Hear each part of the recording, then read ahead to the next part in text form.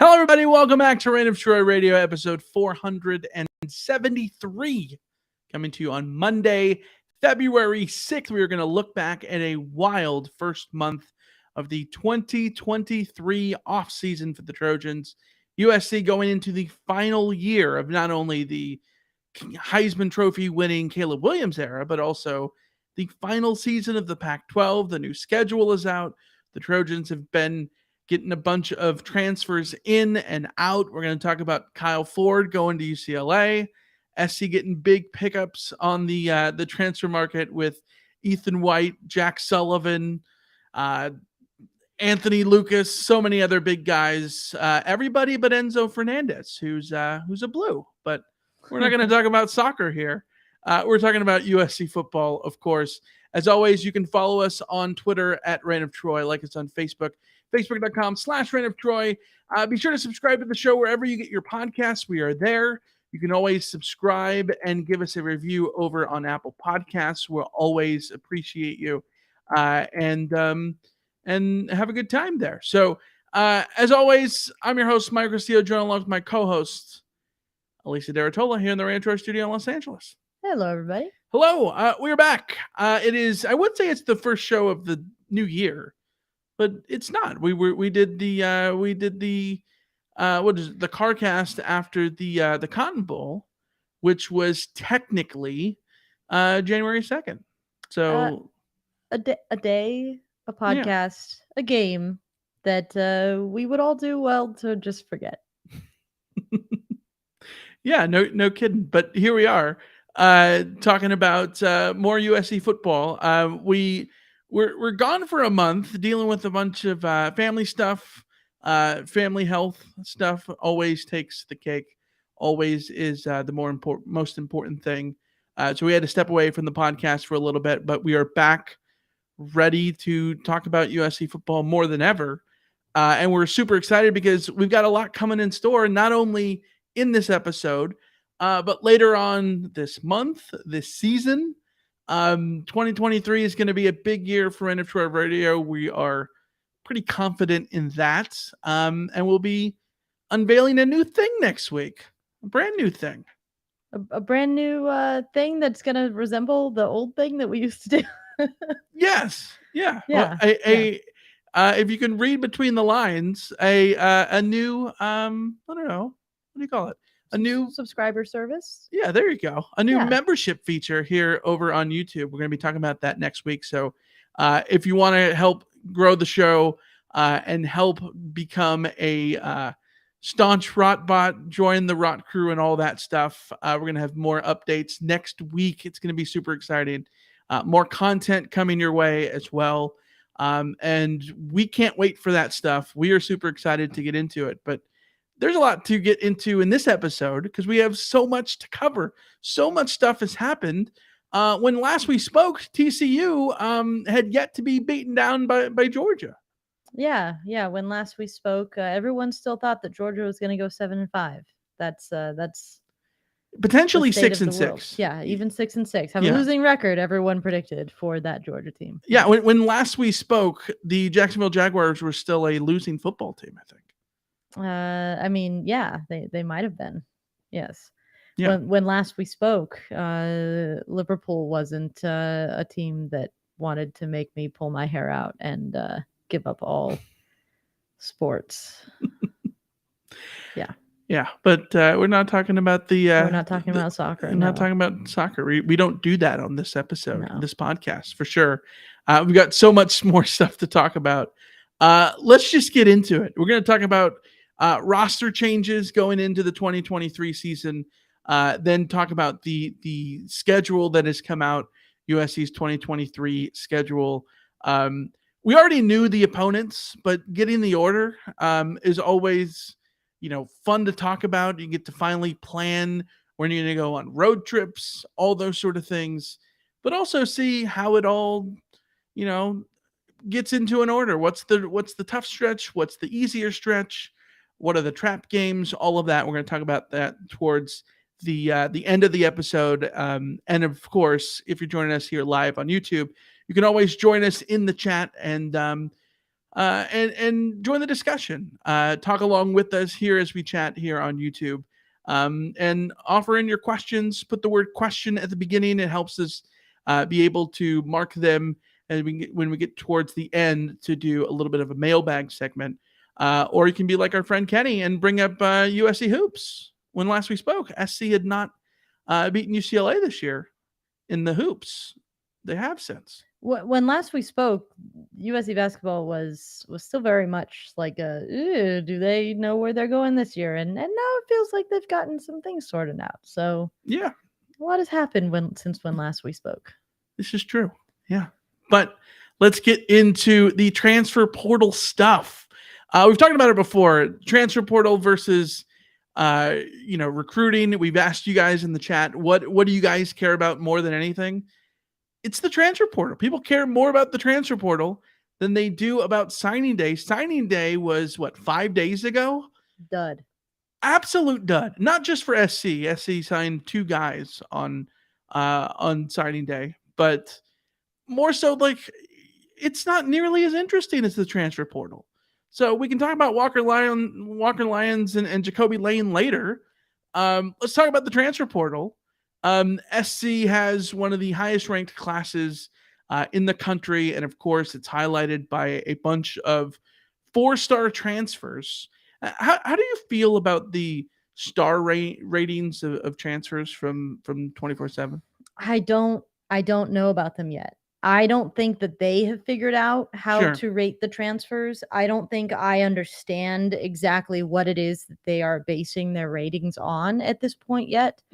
I think I have a general sense of the more eligibility you have, the more likely you are to be a higher level transfer just in general. Like you tend to see the 4-star guys as the guys that have extra eligibility, where a lot of the times there are impact transfers who are like 1 year of eligibility and you see them getting like a 3-star and you're like, well, I don't know about that so much. But it's I don't know how to judge it yet. It's almost like looking at JUCO transfer sort of rankings and sort of being like, okay, well, but relative to a regular high school edition, where does this rank? I almost wish that they would like have an intermingled list of recruits and transfers, which I know you obviously couldn't do. It would be just absolute mess. But like I almost wish that we could look at like, okay, the top 100 players that could be added to your team this year from high school, from other colleges, from junior colleges, whatever. Where do these people rank? I don't it's obviously difficult, right? Like, because then at that point, do you add guys like potential returners, right? Yeah. Like we know that Justin Dedich is coming back for another season in SC. Is even though he wasn't in the transfer portal, shouldn't he get some sort of rating for coming back? Right? Like Blake Corum could have gone to the NFL. The fact that he's coming back to Michigan is probably their biggest recruit by far. So it's all a little bit of a mess. And I did think it was interesting that Bill Connolly this morning tweeted out a thing where he had crunched some numbers to sort of figure out what recruiting classes, including high school and transfers, will look like they'll have the most impact, like for now, like where is the now impact. And he had USC very high. He had him number 3 out of the top 3. I think it was LSU, Oklahoma, and then USC. So USC is doing a good job on the transfer front. And when you look at the bigger picture of the recruiting plus the transfers, things are looking very solid for USC. It's just everyone, I think, is still trying to grapple with how to look at that big picture, because the transfer portal has really changed the game. Yeah, absolutely. Let's look at the guys that SC is bringing in currently. There isn't sort of a transfer window, but I think we can sort of there is, but it's not the same as there's a window in which you can enter the transfer portal. Right, but it's not solid as in the sense of like you don't have to get deals done by the end of it. Yeah, it's not like soccer where there is a deadline. Yeah. And whether or not a guy gets in or out by, 2 p.m. on the 31st determines things. Yeah, so there's no countdown. Yeah, but essentially the winter window of the transfer portal, the winter chapter of the transfer portal, I guess we can talk about, um, basically coming to a conclusion here as we get ready for spring ball, which will be coming in about a month's time. SC will have that, and then after that, you would expect more transfer portal stuff as guys go into the transfer portal who either wanted to see out spring ball or new things have changed, not only at SC but elsewhere in the country. Things always change as well. Injuries, position changes, all that kind of stuff. So I'm going to run down the incoming transfers according to 24/7 Sports and their list of SC's incoming transfers, ranked by their ranking. So the top guy SC gets, a guy we haven't talked about on the pod yet, Anthony Lucas, 4-star transfer out of Texas A&M, 6'6", 270-pound defensive lineman. He was the 59th overall recruit in the 2022 class as a 4-star out of Chaparral over in Scottsdale. Played 7 games for the Aggies last year, recording 10 tackles, a tackle for loss, and a hurry.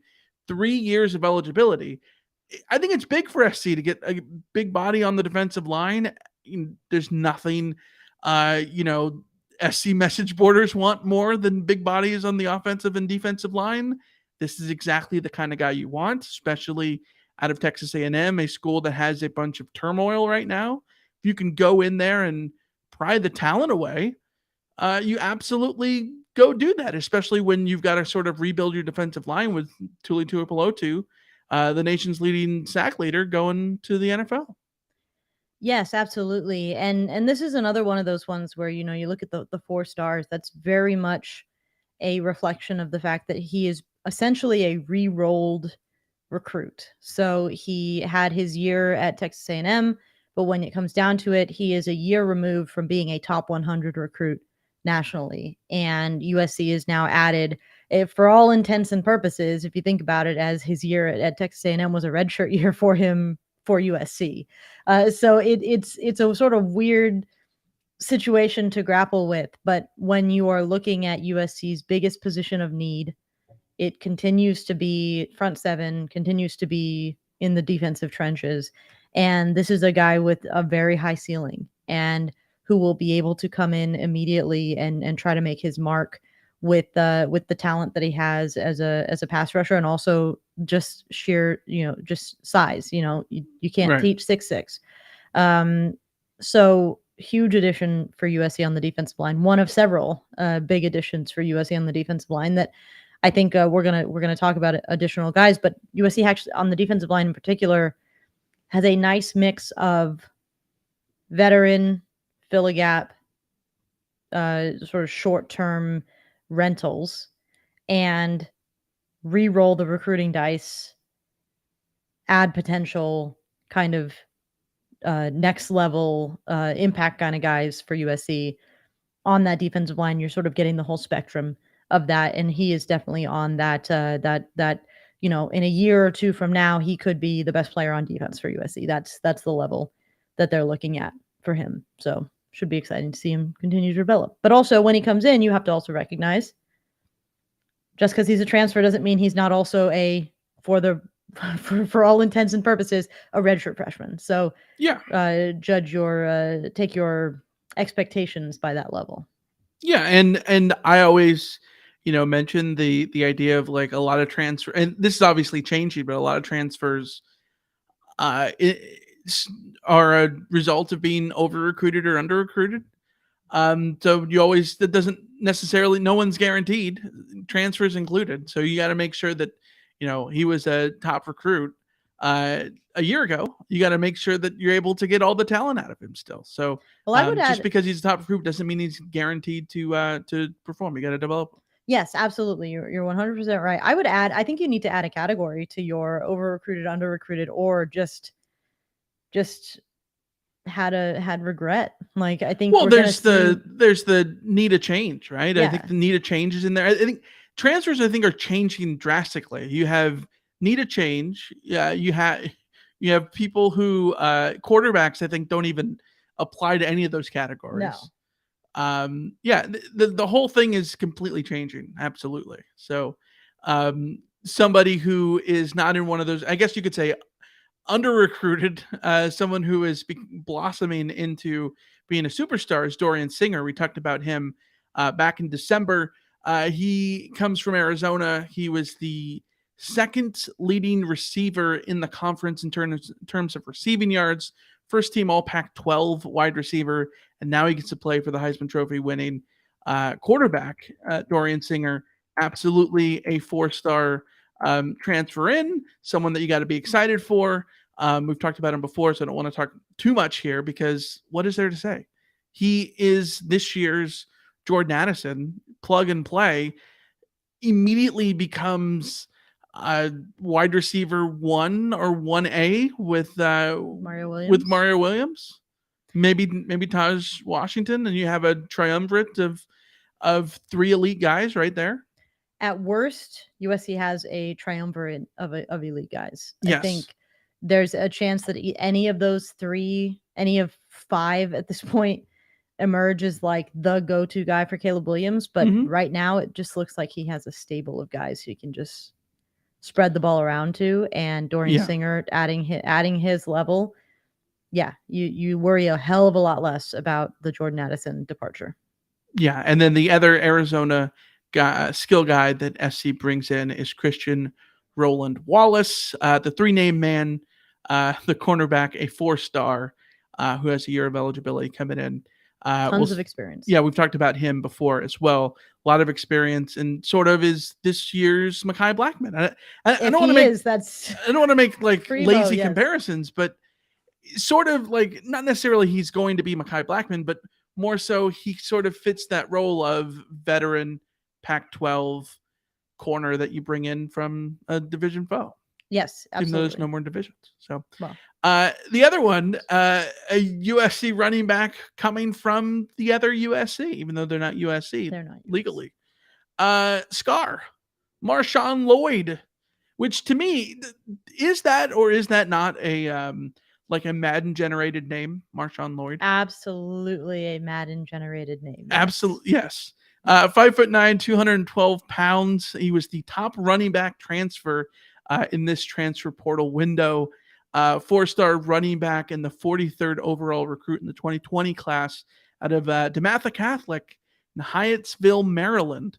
Led the Gamecocks with 573 rushing yards, 9 touchdowns in 9 games this past season. He had a quad injury later on in the year, kind of cost him a bit of action, but 2 years of eligibility. He's a low to the ground guy, 5'9", center of gravity, can kind of pinball a little bit, and I think he can be a great fit to put next to Austin Jones in the backfield.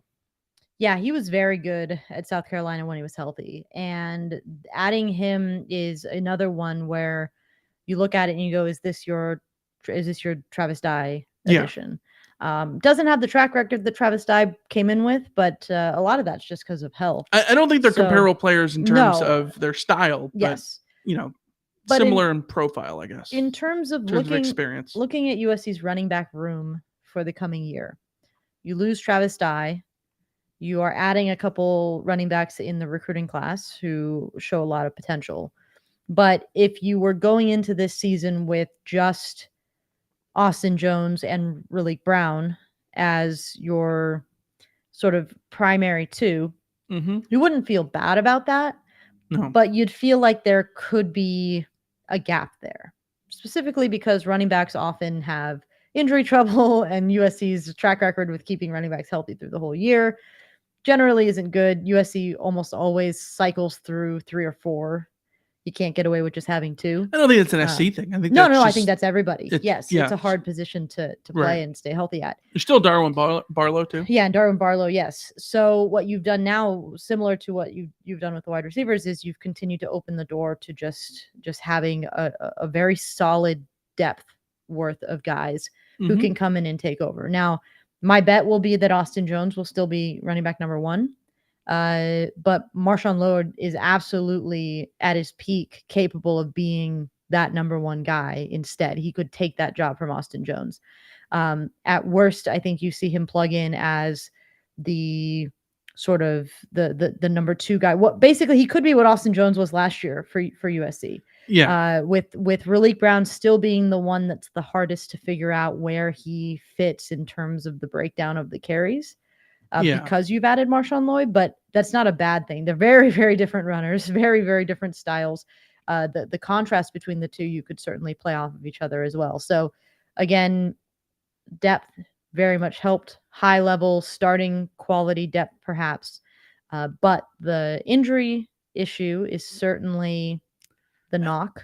Yeah, the injury stuff last year, even though it was a quad injury, he did come back for the Clemson game, so big win for South Carolina over Clemson as well. So like, yeah, I don't know. I think it's be interesting to see how the backfield forms. I think that SC is in a very good spot with those four guys before you even include freshman signees. And I think it's going to be fascinating to see what happens with Raleek Brown. Like, is it a situation where SC realizes, okay, he's Percy Harvin and he's more of a receiver? Or no, he's Travis Etienne and he's more of a running back? Like, he's one of those tweeners that could go either of those ways. And I think that him like being able to be that guy gives you a lot of flexibility. But I think it does make it fascinating to see what happens with the backfield. Yeah, I would bet on them still moving forward with him at running back with Raleek Brown. But yeah, either way, he's going to see time at running back. Absolutely. Yes. I think the important thing here for USC is that they're not going to be pigeonholed into trying to use Raleek Brown as an every down back if they had to. Yeah. Because now they have the depth to deal with an Austin Jones injury. Yeah. You have a second option to Austin Jones instead of a situation where you end up where if you lose Austin Jones and you don't trust Darwin Barlow and the freshmen are freshmen, suddenly Raleek Brown is your bell cow back and you don't, that's a waste for him. That's not the way that you want to get him involved. Right. This allows you the freedom to find out what works the best with Brown, which I think is the sort of the best case scenario there. Let's talk about the offensive line. I want to sort of jump out of position here. The next guy was on the list, 4-star transfer, was Mason Cobb out of Oklahoma State, a guy who need to say is 2 thumbs up. Yeah, big get for SC, right in the starting linebacker spot. You would imagine he just slots right in there. Second team All Big 12. We talked about him a bit back in December.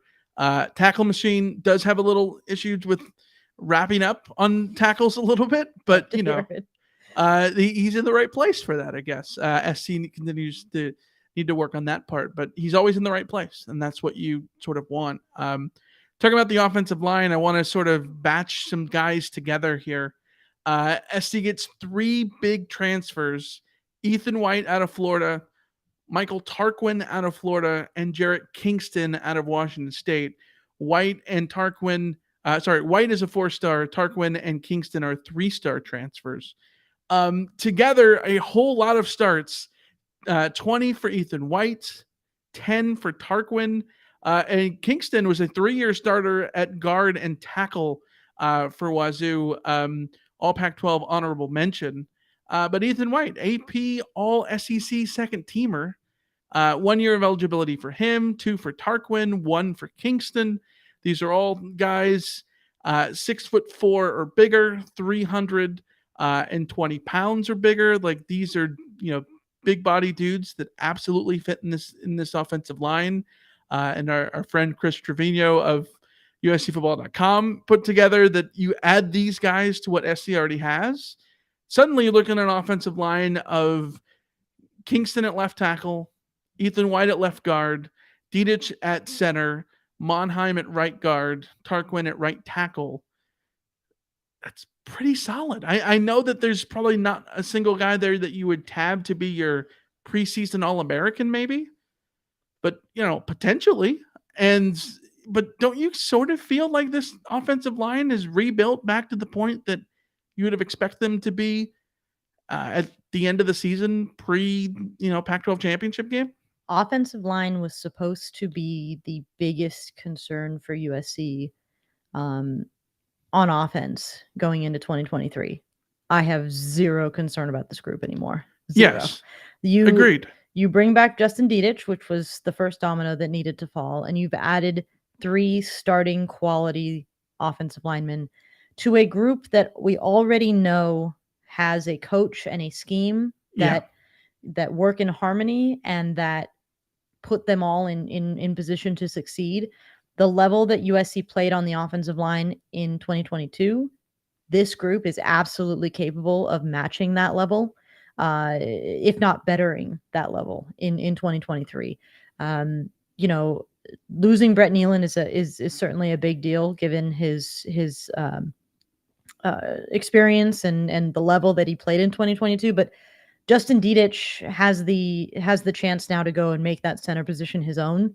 And there had been talk, years before that Dietich had a higher potential ceiling than Nealon in the first place. Mm-hmm. So it's going to be really interesting to see what he is able to do now that that's his position to own. And everybody radiating around for him now, you have to feel very good at. The 3 that you've added are starting quality players from other conferences, high level starting quality players. Jonah Monheim has been a very solid offensive lineman for USC.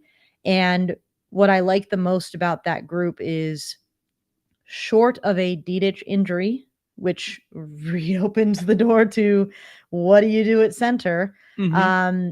all 4 of the other positions on that line are now going to be occupied by somebody who you will say is deserving of starting quality. And if they're not, Yeah. then you open the door for somebody to compete. If Cortland Ford is starting over Jarrett Kingston, it's because he's playing well enough to start Mm-hmm. over a 3-year starter that was at Washington State. If Mason Murphy is in that lineup, it's because he's playing better than a multi-year starter at an SEC program. Right. That is a great position to be in, where we were going into this offseason thinking that it was going to be well, hopefully you keep Dietich, and then what do you do? Well, you hope that Mason Murphy comes along, and you hope that Gino Canones comes along, and you hope that Cortland Ford can be worthy of starting again, and you hope. There's just a lot of hope in certain players that USC had on that roster now. You don't have to worry about that anymore. The guys who are going to play are either proven starters or will have to beat out a proven starter. It's a very good position to be in. I know that this, seems rudimentary to say this about a Lincoln Riley coach team, but it is weird to be in a position where you don't have to worry at all about USC's offense. Yeah. Every question that I've had, they've answered and improved on the answer, right? Yeah. I was worried about how the offensive line was going to be going into the season. They were arguably in terms of run blocking, especially, they were the best offensive line that SC's ever had. Pass blocking, that left some to be desired, but SC had the least sackable quarterback they've ever had. Yeah. So that ended up, working out in their favor, that, Caleb Williams is a cheat code back there. And then, going into the Cotton Bowl after the disaster of the Pac-12 championship game where Voorhees is out, Caleb Williams gets hurt, Brett Nealon goes down with an injury as well. There's no way that they're going to be able to protect and block in the Cotton Bowl. And, they're not going to, I don't know that I can trust Caleb Williams' health. And the offense was as efficient as they've been all year. And they were able to just move the ball up and down the field with no issues and all those things. And okay, you go into the offseason. Well, how are you going to replace All-Americans on the offensive line and all this stuff? Well, they did it by going out and getting a second teamer out of the SEC, getting a dude in Jarrett Kingston who everyone at Washington State expected him to go to the NFL. Yeah. He walked in the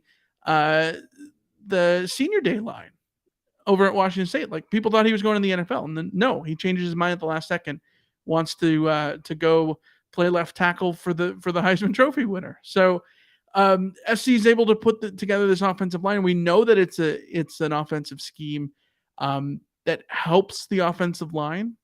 And there's no reason in the world to doubt anything at this point. about the offense because they keep answering the bell, and Lincoln Riley's scheme is going to continue to do that until you say that it gets proven that that's not the case anymore. The flip side is, what do you do on defense? SC's got to get better on defense. They get Anthony Lucas. We talked about the 4-star transfer out of Texas A&M. And then Mason Cobb, the linebacker starter, presumably slots in. And then the other guy on the defensive line that we can talk about now is Jack Sullivan, 4-star defensive line transfer out of Purdue, 6'5", 275 pounds, 1 year of eligibility last year. 38 tackles, 7 tackles for loss, 5.5 sacks. Sort of this transfer class is Solomon Byrd, maybe? Guy with a lot of experience and a fair bit of production, and now he comes in and is going to be in a position of need and hopefully use that experience to build a pretty solid defensive line. Yes, absolutely. And at the risk of making the laziest comparison possible, he is the replacement for Nick Figueroa. Not because he is a white defensive lineman who is similarly sized to Nick Figueroa. You were going to go with Lichtenstein? Yeah, Jacob Lichtenstein. Yeah, no. Not the same type of player at all. But if we're talking about where USC is losing Tuli Tuipulotu, they're losing Nick Figueroa, they're replacing them with guys like Anthony Lucas, with Jack Sullivan. Neither of those are like for like replacements, right? But they are the bodies that are going to come in and have to do their own thing in those similar positions. So, yes, USC is going to have to lean on Jack Sullivan quite a bit on this defensive line. Just because he is also closer to the finished article. He's the senior transfer, the grad transfer. What you've seen is what you're going to get from him. Yeah. Coming from Purdue, where Anthony Lucas, you still got to be a little bit patient with him. He's a younger guy, let him develop. But you need to see Jack Sullivan walk into the team somewhat similar to the way Nick Figueroa did and just immediately just carve out a place on the field and do his job. Next to Keon Bars from Arizona, that is what's transforming. He's the replacement for Stevie T, as far as I'm concerned. He's sort of the guy that you hope is that the old man who comes in and just sort of like the inside sort of nose guy that you want. Keon Bars. Yeah. Peely was the guy that you hoped would be that man and sort of never really took to it. And I think Keon Bars could be that guy. So SC's defensive line really starting to come together in terms of the number of guys that they have. Obviously, you need to see the production. You need to see everything sort of come together. Off the end, they got Jamil Muhammad from Georgia State. We talked about him before. Romello Height is going to be back next year as well. Who I wanted to talk about, by the way, because Romello Height was supposed to be another one of those guys that the sort of a little bit more veteran who was going to come in and carve out a role immediately and just plug and play. The fact that he got injured so early in the season, in the terms of that soccer players like to say, it's almost like a new signing because USC didn't get to see anything from him earlier in the season. And so now he's back to be able to compete with people like Jamil Muhammad, with Corey Foreman, with all those guys. You now have more bodies that can come in and contribute. Again, to the point where if Corey Foreman isn't getting the job done, if you don't trust him, you don't have to play him if Romello Height is there or if Jamil Muhammad is there, or any of those guys. So again, USC is adding solid depth at worst, and that's really what you got to ask for. Now, transfers are probably going to end up being a little bit like recruiting, where you look at it and you go, like, every recruit is almost a 50-50 proposition. Are they going to pan out or not? The more of these solid depth guys that you get, the more likely you are to not have anybody who's dead weight, while also maybe one of those guys is going to hit. Maybe you will find your Stevie T. Maybe you will find your game changer. Right. Yeah. I don't know. We'll see. We'll see how everything comes to be. But either way, I really like what SC has sort of done in the transfer portal, both on the offensive and defensive lines. The last guy that they get, of course, is Eddie Zaplicki, best punter in the Pac-12. That's what you want SC to do. SC is for lack of a better way, you want SC to be the big swinging dick in the conference and go out and like get the best players in the conference, take them from other teams. They've done that with Dorian Singer. They've done it now with Eddie Zaplicki coming from ASU, who led the conference in punting last year. So average of 45.98 yards per punt. Got a lot of experience doing it over at ASU last year. He comes to SC with a couple years of eligibility left as well. So let's talk about the transfers out. Kyle Ford goes in the transfer portal, and I don't think that's shocking in the slightest. Like, SC's got Mario Williams. SC's got Taj Washington. They get a couple of 5-star guys, Mekhi Lemon, Zach Brown, like guys are Zach Branch. Guys are coming into SC. Got Dorian Singer comes in. Like, this is difficult for someone like Kyle Ford, who we all think should be starting somewhere, right? The price to pay for recruiting so much, so many different receivers, is that you're going to end up losing some guys. Kyle Ford, kind of the guy that I think I can speak for a lot of SC fans, is a bummer to lose, right? I understand. I think everyone understands that going out and getting Dorian Singer is like, you absolutely want to do it, but the price is that you end up losing Kyle Ford. The hope is that he wouldn't go to UCLA, and lo and behold, he goes to UCLA. And then there was a tweet out about it. My brain is freezing on me right now. Was it Brendan Rice who tweeted that something about like he was serious during the season about apparently he was serious about going to UCLA, that he had mentioned it during the season or something like that. So yeah, he goes to UCLA. CJ Williams goes to Wisconsin. Those are the two receivers that SC sort of loses. Yeah, on the surface, I mean, you're fine with losing those two guys. You don't want to lose them, but you understand that when you have a stacked receiving group, everyone wants to eat, and not everyone's going to be able to eat, and so some of them are going to leave, and somebody was going to have to leave. And was it going to be CJ Williams, or was it going to be Kyron Hudson? Was it going to be Kyle Ford, or was it going to be Michael Jackson III? Yeah. Either way, you don't feel good about losing them. You feel a hell of a lot better about CJ Williams going to Wisconsin. Yeah, because now you don't see him. You're not. Wait a minute. Next year, USC going to play Wisconsin? SC's going to the Big Ten. Oh yeah. See, this is one of those things that still is like your brain is like just never wired to remember. It's 2023. 2024 is next year. You want to know an alarming an alarming thought? Just realized I turned 35 next year. Oh my gosh. Terrifying. Do you remember when you start put money into a casket? Do you remember when David Sills committed to USC? You want to know my favorite part about that? Stupid me at the time wrote an article on Redditor.com how SC had figured out their quarterbacks for the remainder of the decade. Oh yeah.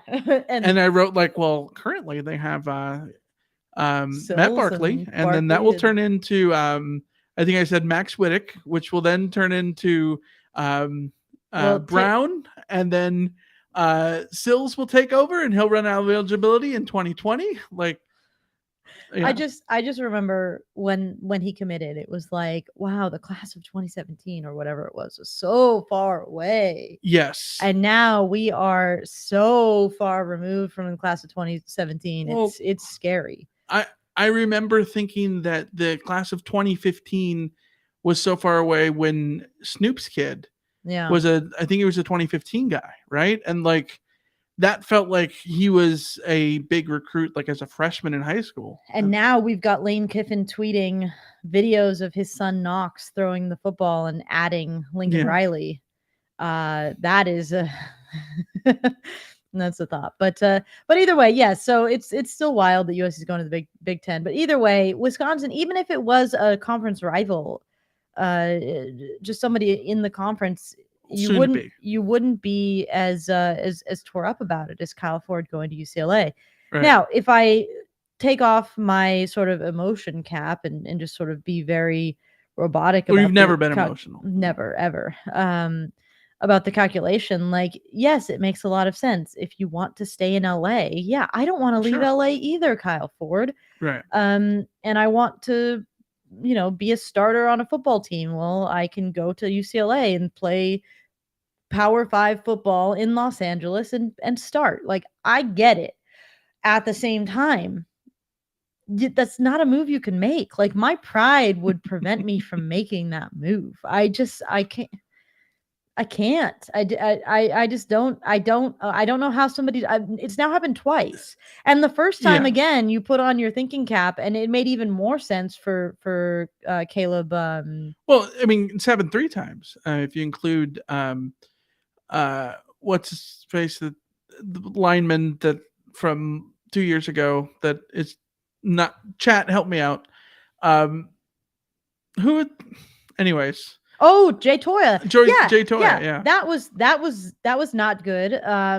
But like the Caleb Wilson thing made sense. Yes, he was a walk-on. You can't. He was getting a scholarship. Like there's no. Yes, and I no back think and forth. I think there's a world where like I think from the SC perspective you can sort of respect Caleb Wilson for going to get his scholarship.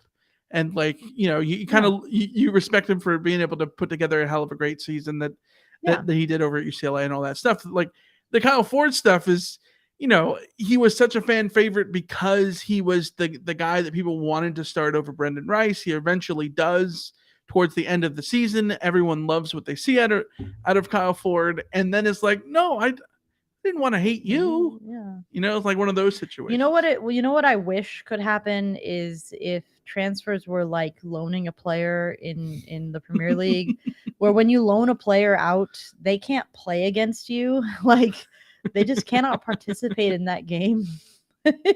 Could we have a transfer rule that's similar to that? I don't have to hate Kyle Ford. That would be wild. Yeah. But at the same time, it'd be great drama for him to come to the Coliseum and have a game. Yeah. We'll see what happens in November.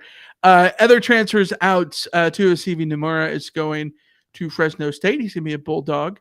There's another USC wide receiver who SC will face next year. It's Jake Smith. USC legend Jake Smith. Yes. One of the all-time great USC receivers, Jake Smith. We all have those memories of watching Jake Smith. What was your favorite Jake Smith moment as the Trojan? When he committed, and we all thought that's a good receiver. Yeah. Hell of a era he had at SC for sure. Yes. Raylan Goforth, we've talked about before, headed to Washington.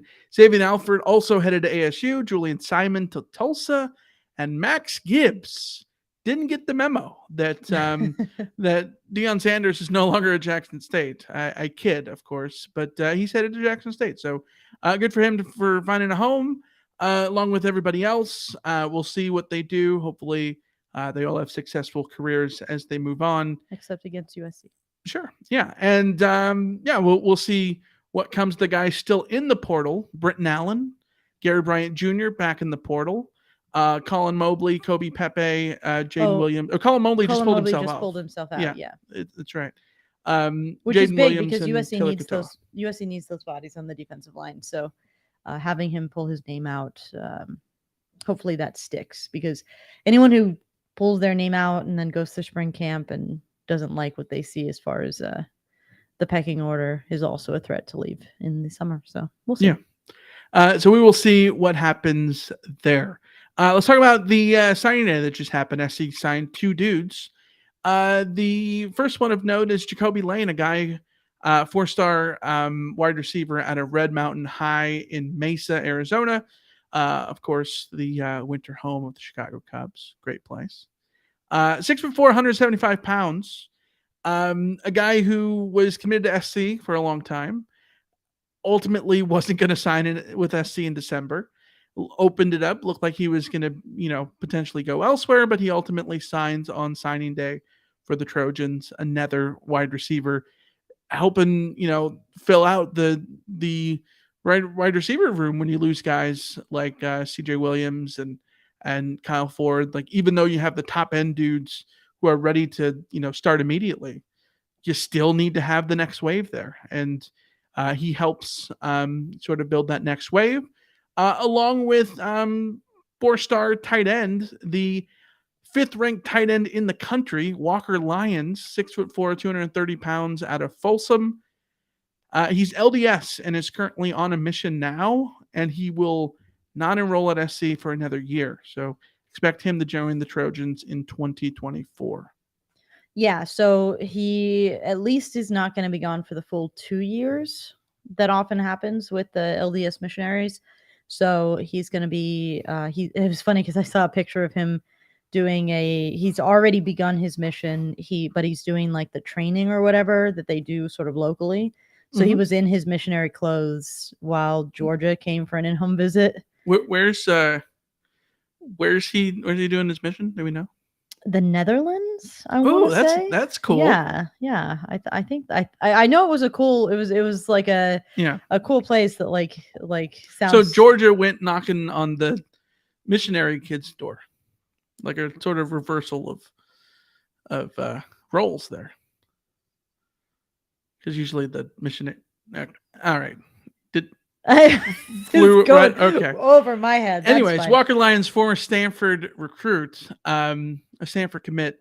I think the name Walker Lyons just sounds like a Stanford tight end to me. For SC to go get a Stanford tight end, I think is huge, because we know Norway, says Cameron, by the way. Oh, Norway. Thank you for the correction. Yes, Norway, high on the Michael list of countries to visit. Yeah, Norway's extremely high. Norway looks absolutely stunning. It's Europe's Alaska. You and I have talked about doing a cruise in Norway or in one of those Scandinavian countries that has fjords and the like, and I think I would very much love that. The only thing about moving or like going to Norway that would give me pause is that I do not like fish, and you're missing out.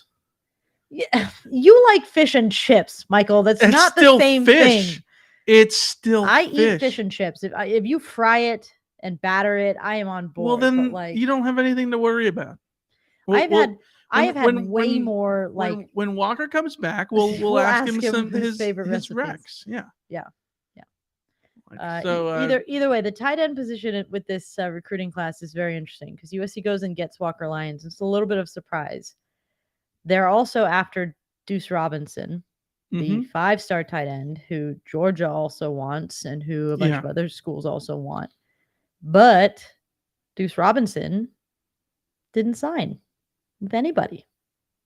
He's delaying. Yes. Apparently he's looking at baseball, the MLB draft, as like a thing that's going to impact. If your name is Deuce, you can be a two-way. Hey, it was given. It was his parents manifested it. Yeah, exactly. He's a 5-star out of Pinnacle High in North Phoenix. Pinnacle High, same place, I believe, as Spencer Rattler. It's also a Pinnacle guy. Yeah. All right, let's get to the schedule. That's how the roster currently shakes up. The people coming in and out. We've been on here for 50 minutes, have not talked about the schedule. Let's get to the 2023 USC football schedule, of course. Alicia, we have to start in week 0. USC kicking off the campaign against the San Jose State Spartans in week 0. Week 1, November 2nd, at home against the Nevada Wolfpack. Week 2, which is game 3 for USC. This is going to be very awkward because all the numbers will not line up. Week 2, game 3 for SC at home, of course, is the Pac-12 home opener against Stanford. on September 9th. Week 3 is a bye week, and then the numbers sort of start to correlate. Week 4 is game 4 for USC, and it is on the road in Tempe at ASU on September 23rd. Week 5, SC goes on the road to Colorado, avoids the cold weather in Boulder, gets them on September 30th to play Deion Sanders and the New Look Buffs. Saturday, October 7th in week 6, SC is home to Arizona. That concludes a 6-game start, which I think we can say is probably the more manageable side of USC's schedule, the first half. Anything less than 6-0 is not living up to expectations. Given where the expectations are going to be for USC, yes. Not living up to reasonable expectations, even. Yes. No. 6-0. USC will be favored heavily in all 6 of those games. Yes. By double digits in all the majority of them. Yes. Yeah. I think in the first half, I think that the most difficult game is going to be Arizona, and it's at home. And it's an Arizona team that doesn't have Dorian Singer anymore. And it's an Arizona team that SC sort of rated for talent. The ASU and Colorado of it all is really more about unpredictability than anything, because you're going up against squads that are going to look very different in a personnel sense and that are being coached by new people, new schemes. SC should still win by 20 easily. Should still win both of those games. Yes. Yes. So that's the first 6 weeks. Solid for SC. I guess the first 7 weeks is the bye week in week 3. Mm-hmm. Very manageable first 6 games. And then you get into the back half, and buckle up, folks. It gets fun. Week 7, October 14th, at Notre Dame, of course, followed by at home against Utah. Then a trap game on the road, October 28th, in Strawberry Canyon against Cal, up in Berkeley.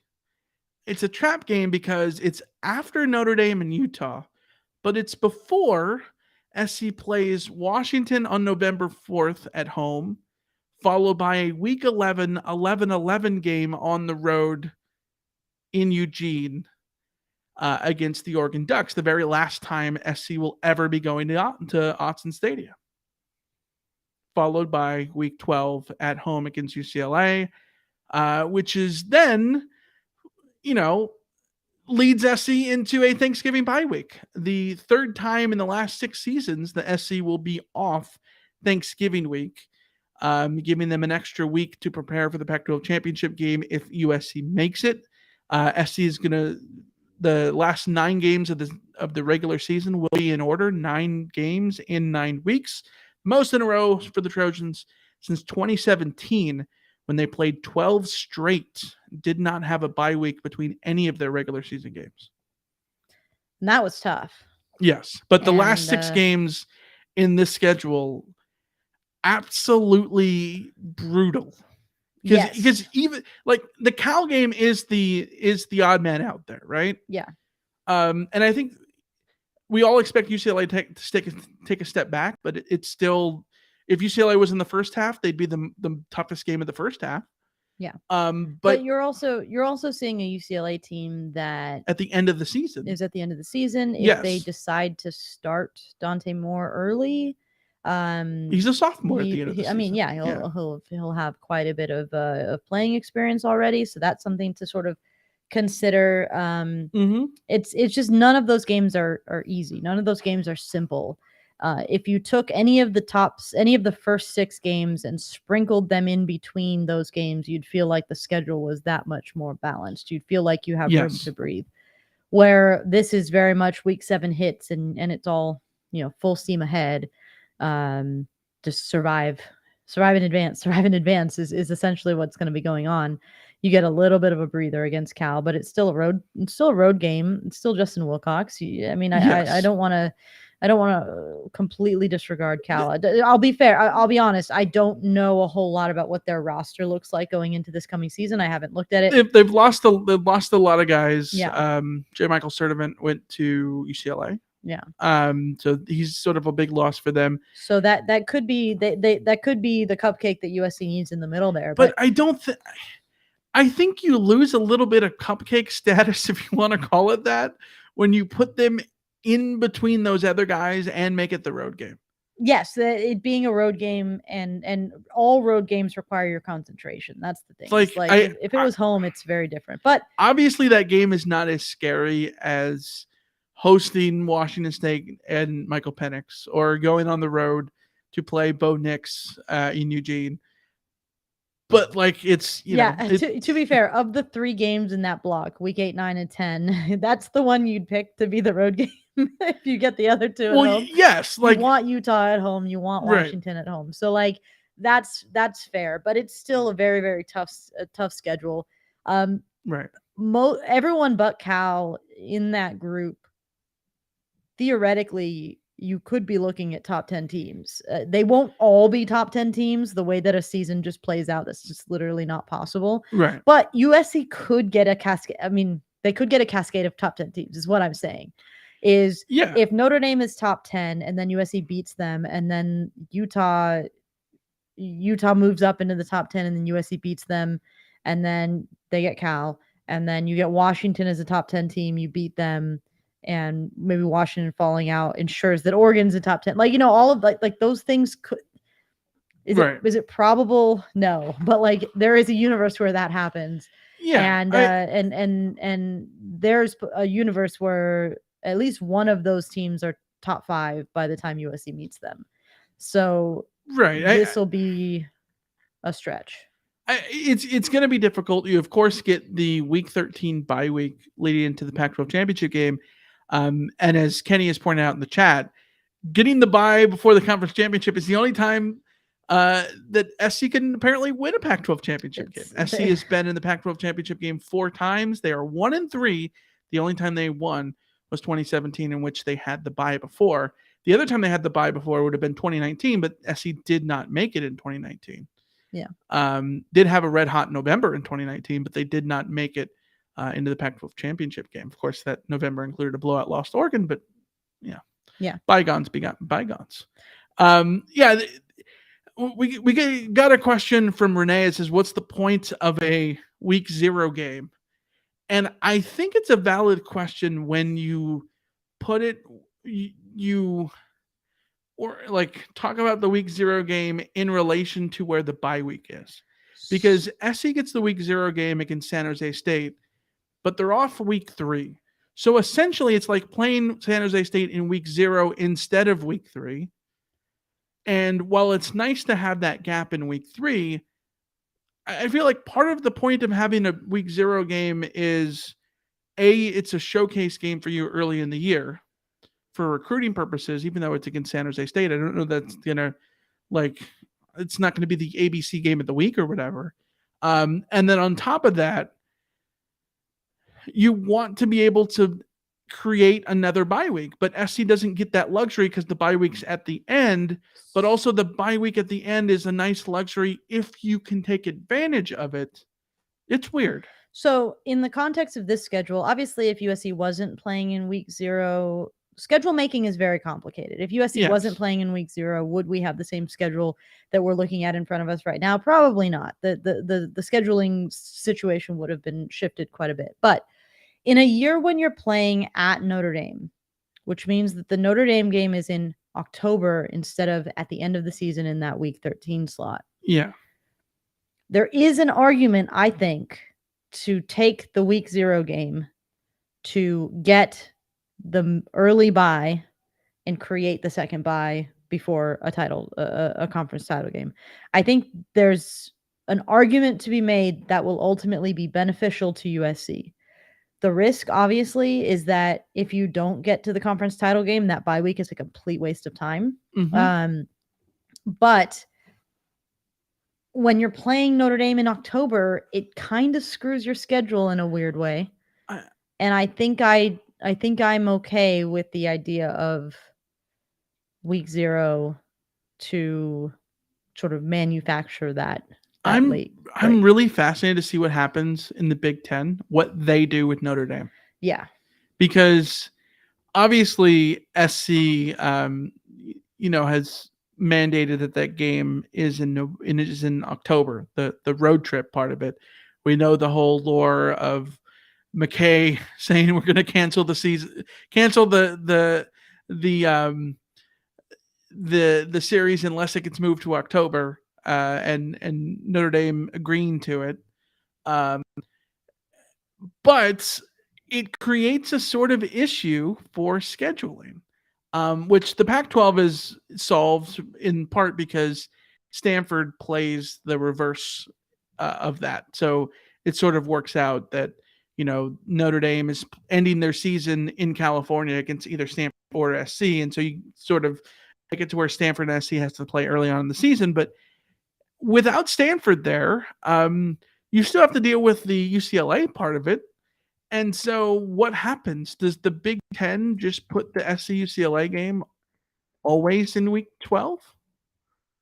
Or do they move it back? Or because the Big Ten likes to there's a lot of rivalry games that are sort of just set for the last week of the year. Yeah, I think it feels like they just have USC and UCLA as that rivalry game to end the season. But what happens with, does UCLA end up with the bye week in week 13 too? And on even years? See what I'm saying? I don't know. I don't know what they're gonna do. Does a team without a dedicated rival, say Penn State? I think Penn State usually finishes their season against Michigan State, but I don't know if that's always locked into the final week. Are they going to become maybe a filler? I don't know. I don't know how it's going to work. I think it's going to be fascinating to see what happens there. As Cameron points out, that SC would have played BYU, and yeah, BYU was kind of nice, and they had scheduled with Stanford to be that sort of alternate and sort of fit there. But BYU going to the Big 12 kind of changes things, and allows that date to sort of open up there. But either way, one of the fascinating things for me about the season is that the duality of some SC fans thinking that the Pac-12 completely screwed over SC, and then some, opposing fan bases in the Pac-12 thinking that the schedule absolutely was handed to SC. And I think that this is a schedule in which you can look at both ways. You can say that SC benefits by having the bye week before the Pac-12 championship game, and that could be a huge benefit.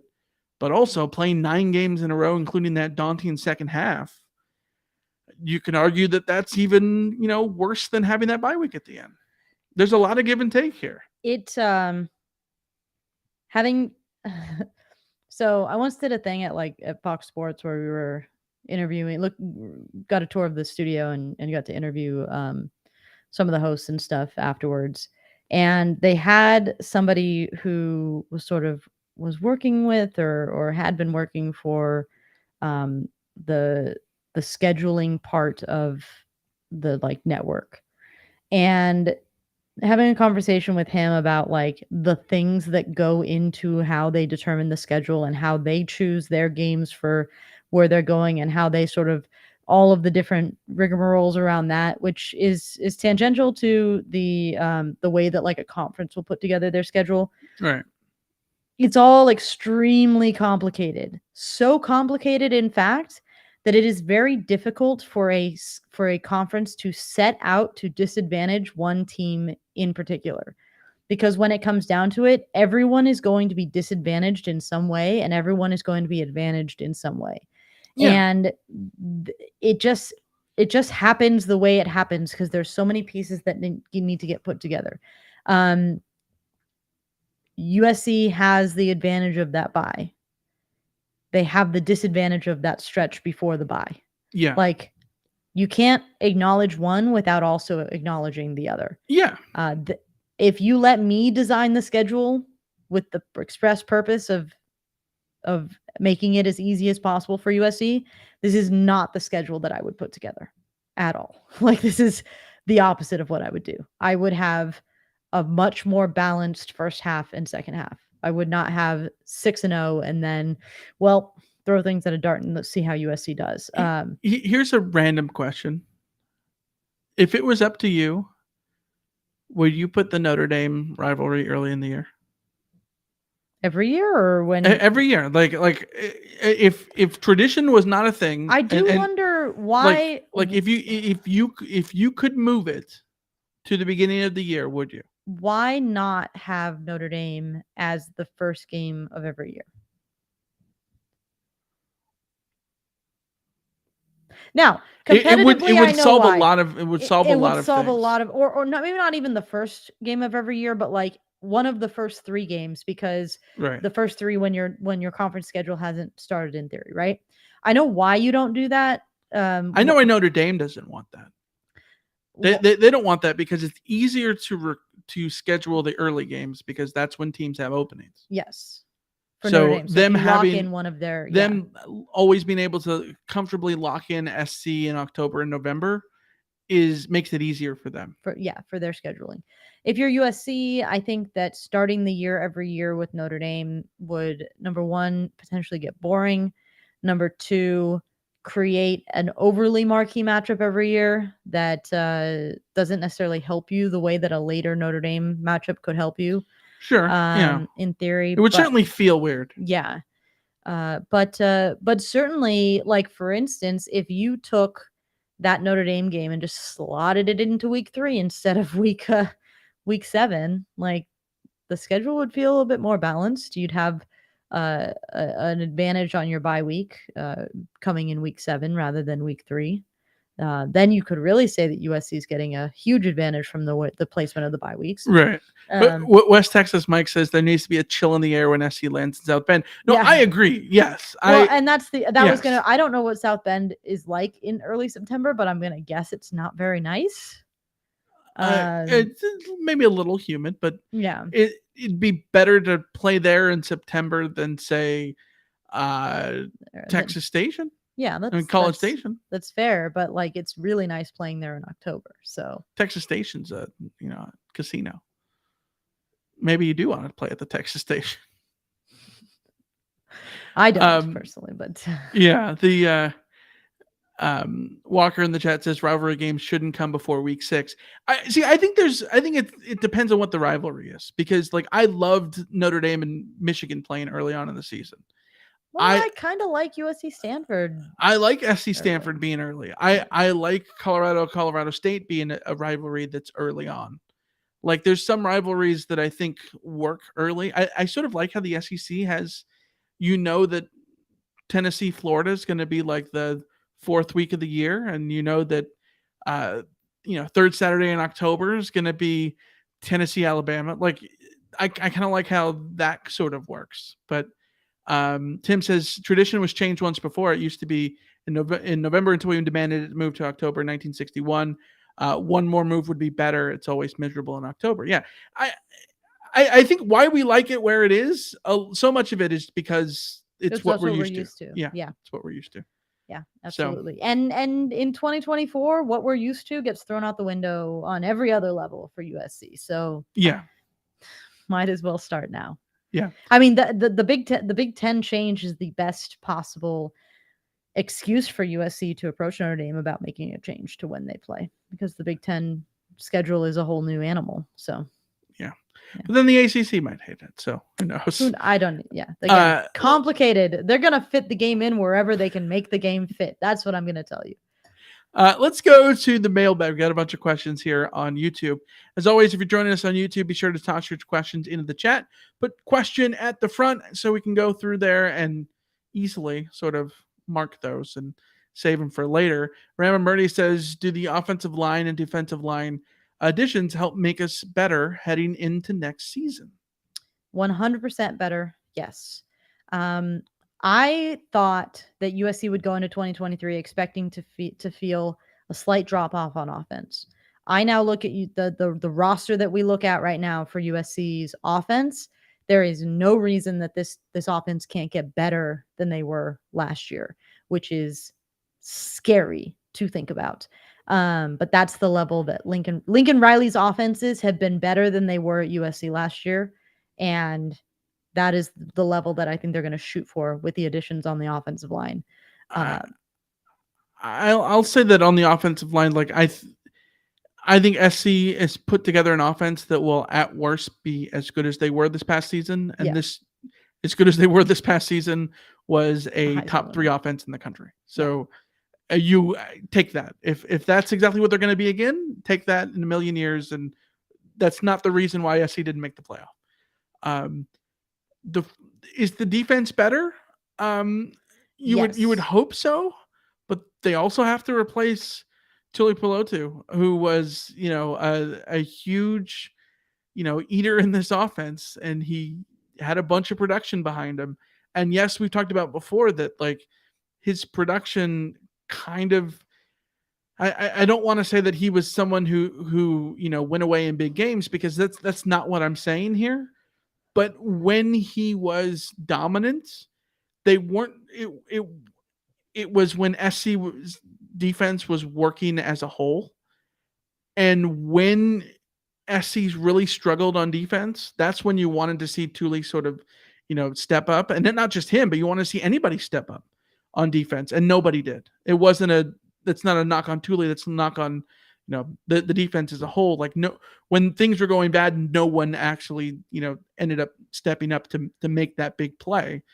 And you still need to find those guys. You want to hope that Kalen Bullock can still be that guy that, hope can be an All-American. And you hope that Corey Foreman can be the dude who had the pick against UCLA and was the number 1 recruit still. Like you still want to see those things, and SC needs to get better in those areas.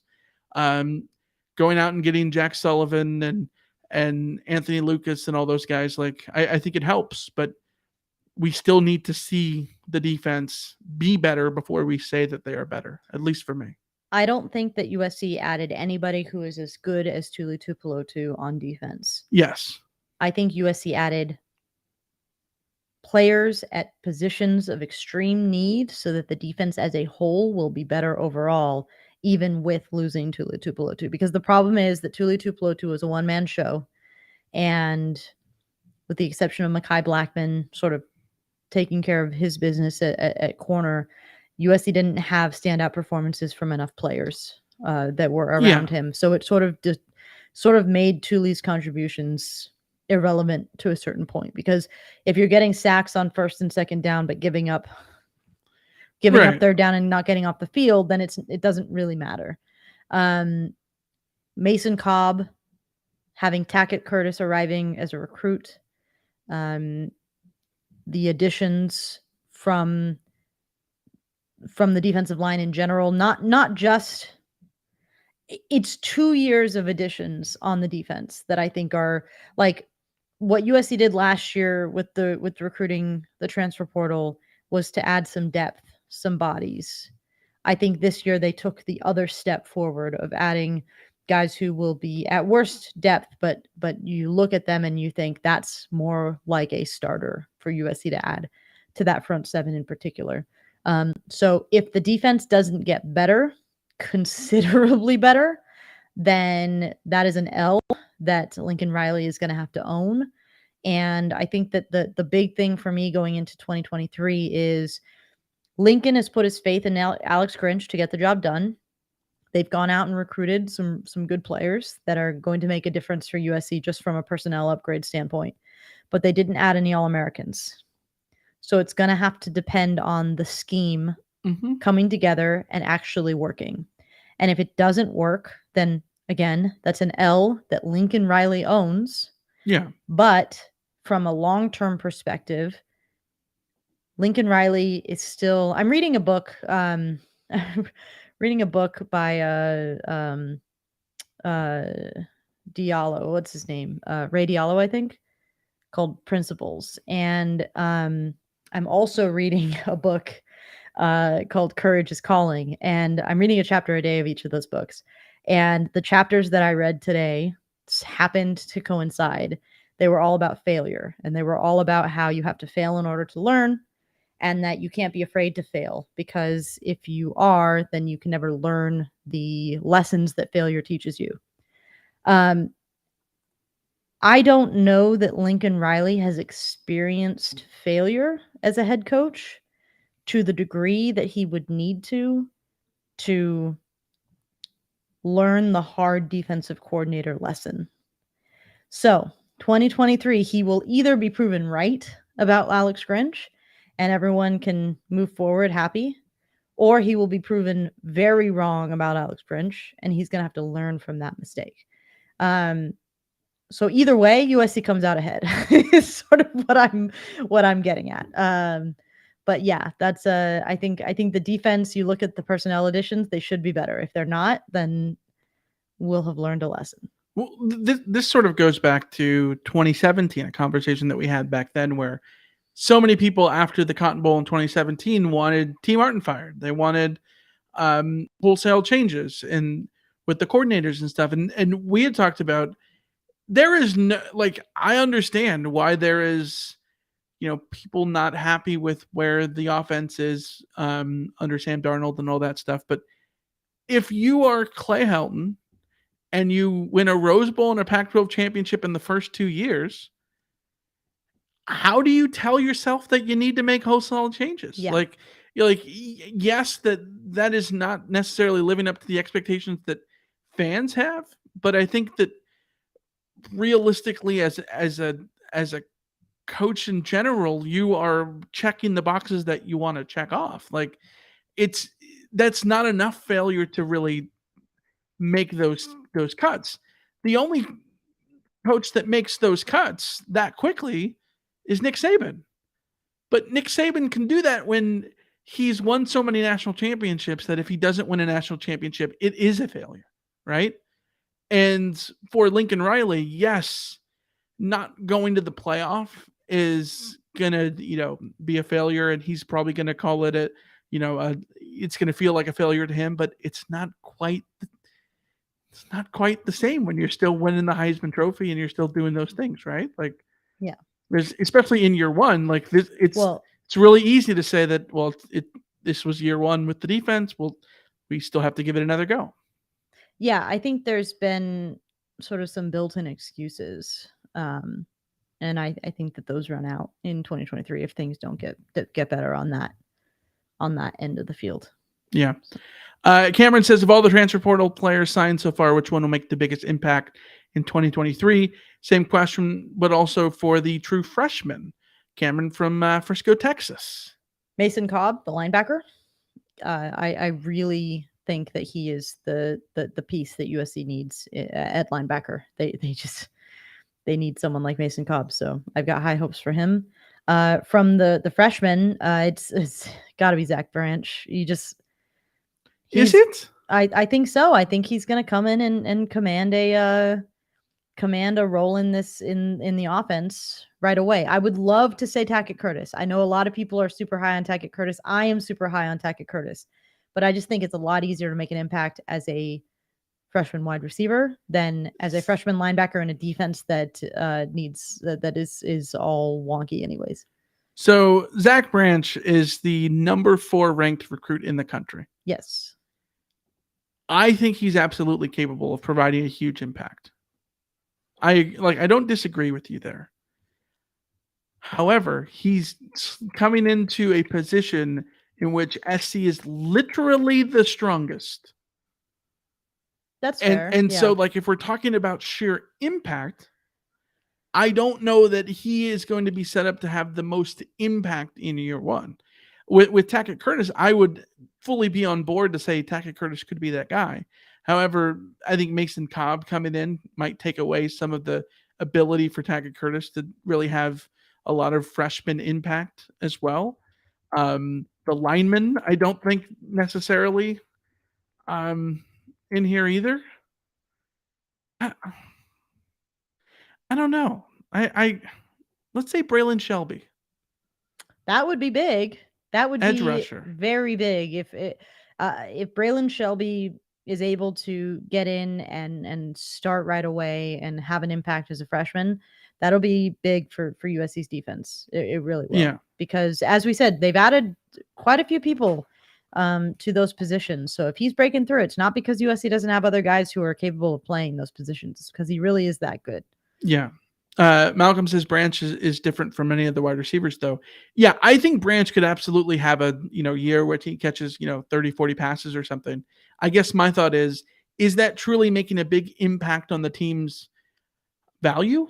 I don't know that it is, because we know that SC is going to be very good on offense, regardless of who is catching the passes. And that's not, not taking anything away from Zach Branch. I just think SC has so many wide receivers that I think that somebody is going to catch those balls where SC is. Next question comes from Calicat. Did Michael get a new camera? Yes. Yeah. Yeah, Michael got a new camera, and I'm in focus now. He's in focus now. He's a little bit more clear. The background is a little bit more of an issue for us. I'm kind of bummed because I am now using one monitor instead of two. Currently, my second monitor is somewhere else at the moment, and in order to put the monitor where I want to, I end up seeing you in the picture. So I had to like move my thing over here. So like you're not in it. And it's like kind of a weird angle for me to sit here. But yeah. Reverend Murdy says, what excites you about the 2023 schedule and what scares you the most? What are your way too early record predictions? What excites you? Just football being back, being able to watch Caleb Williams play football again excites me. It's a lame answer, but it's funny. I knew Lincoln Riley was very, very, very good, and I knew his offenses were very, very, very good.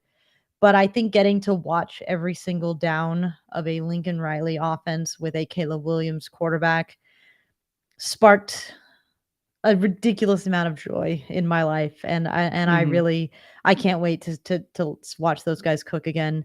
It was a record prediction. Yeah. And what scares you? What scares me? What scares me is that stretch between Notre Dame and UCLA. I think USC can be a very, very good team and still get banged up in those games. There is also a universe where like this is one of those weird reverse years where the second half of the season turned out to be not quite as difficult as it seemed it was going to be, a la 2017. Sure. Sorry, no, a la 2016. 2016, yeah. Because Notre Dame might not take another step forward under Marcus Freeman. Utah could take a step back. Washington might have been a flash in the pan. The Bo Nix experience at Oregon without Kenny Dillingham could flip in the wrong direction. Those could be a bunch of paper tigers, but right now they don't look it. I have too much respect for Kalen DeBoer at Washington. I think they will be very difficult. He's the best coach in America that no one talks about. I have too much respect. Speaking of, I mean, basically when it comes down to it, Kyle Whittingham and Kalen DeBoer, I have so much respect for. I always expect that Notre Dame game to be difficult, even if Notre Dame isn't that good. Mm-hmm. It still will be a difficult. It's not game. An easy place to play. No. And going to Autzen, it's been a long time since USC went to Autzen. 2015. I don't know if USC's players even have a sense of what Autzen is. So that'll be tough. I'm just worried about that. My schedule prediction, having said that, is still like 11-1 looking at this schedule. The one being Autzen against Oregon. I still favor USC against Notre Dame and Utah and Washington at home. So my other fear is just like being disappointed because I look at this and think USC could be 11-1. I think for me the excitement is. It is the home games. I think I want to see the Coliseum, loud and rowdy again. And this past season, we famously did not go to a game. But the vibe was supposed to be significantly better than the Notre Dame game. Everyone said the Notre Dame game felt back, like the atmosphere was back there. And if the Coliseum has that vibe for the Utah and Washington game, I think that will be huge. Absolutely. The fear, I think, for me, from the SC perspective, is that I think the Pac-12 is just so good. I think there's a very realistic chance that SC might be a better football team with the worst record. Mm-hmm. And that's just because the Pac-12 is so good. And if the Pac-12 I know that someone's bound to take a step back. We all sort of assume it's UCLA because they're, losing DTR and running back and all that stuff. But Charbonnet. Charbonnet. But it just seems like the Pac-12 is so loaded that SC could literally be better and have a worse record. And it could be one of those years where you get to the end and they're better, but they didn't go to the playoffs still. And then you have to have the conversation of, did they waste Caleb Williams or whatever? And that would just be nauseating, I think. Walker says, what's happening at practice for Georgia to get their defense so amped up and dominant? Kirby Smart just, he has its, and his ability to convince his team that they were the underdog is just insane. I want that ability to gaslight. Can you imagine how powerful that would be? Yes, if you were able to convince your team, if you were able to convince the most talented person ever that they had to also work harder than everybody else because they're actually not that talented. It also helps that Kirby Smart has been at Georgia for a long time and has recruited a lot of really, really, really good players on defense. Also, that's another interesting discussion that we could have. We've gone very long, so we can't have it for too long. But there was a discussion about the sort of NFL draft and the recruiting stars and all that kind of stuff, and how recruiting stars and whether or not they are a predictor for success. And they found that on offense, there were a lot more sort of 3-star success stories. You didn't need to be a 5-star talent on offense to become sort of a high draft pick. But on defense, the correlation between being a highly rated recruit and an NFL, an NFL draft prospect, the correlation was very, very strong. I have 2 theories about this. Well, the theory that I saw that I sort of bought into was that on defense, your just natural athleticism and sort of size and all of those things that you can't coach are more important than on offense, where scheme can sort of cover a lot of ills. Yeah, defense is reactionary. Yes. And on offense, you is actionary, right? Mm-hmm. And so I think that plays a role into it. The second side of it, there's just more offensive players. That's true.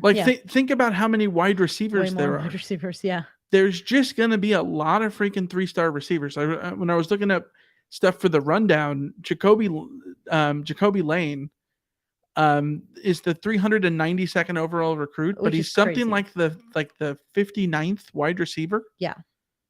Which means 1 out of 8 recruits in the top 400 is a wide receiver.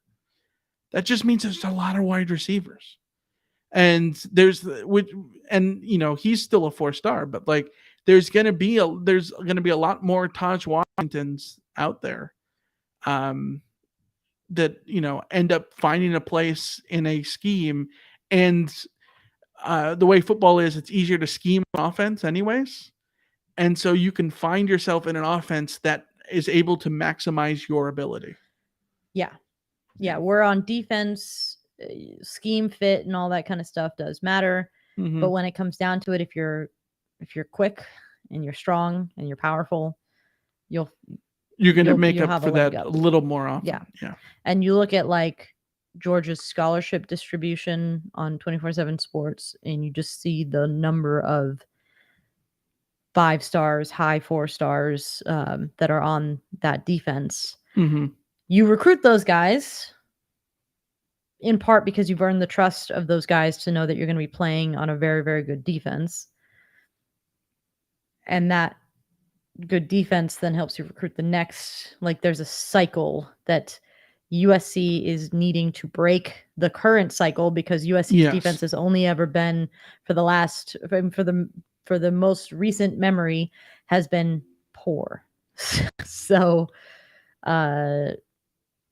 building up some cachet and starting to recruit better and having scheme work for those recruits more, and the cycle goes around.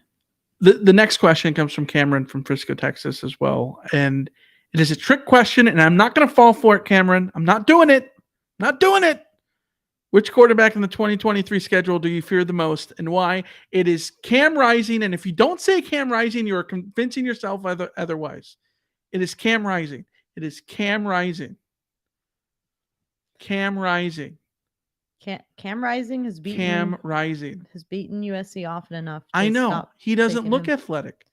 He doesn't look scary. The dude is scary. And you should fear him more than anybody else, because if you overlook him for a second and you know what happens. So it's Cam Rising. It's Cam Rising. Nick says, how many years have the Pac-12 been as competitive as expected?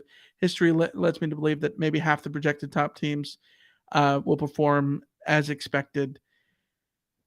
I don't know. I don't know that we've ever gone into a Pac-12 season that's been this good off the hop. Like, so here's half the league had 10 wins last year. It is a zero-sum game, though. So you can't have Washington be very, very good without that being to the detriment of Oregon or, USC or whoever they play. So, yes, if you go in with, 6 or 7 teams that everyone looks at and says, like, oh, those are going to be very good, some of them are going to lose to each other, and it's going to look like they were, like you said, USC could be a better team next year with a worse record.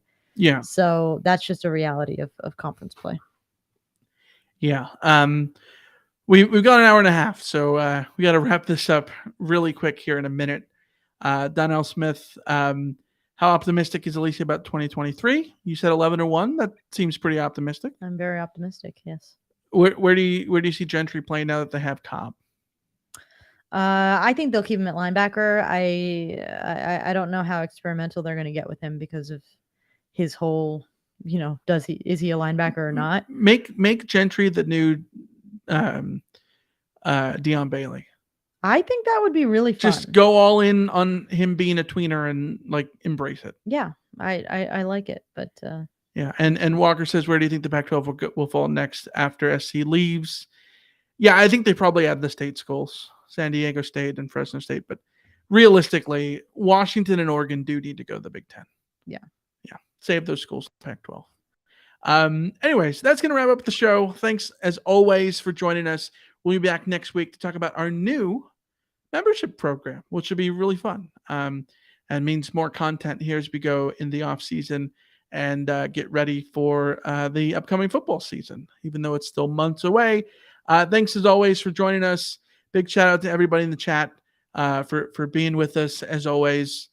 We appreciate you. We'll be back next week, next Monday, on the 13th, February 13th.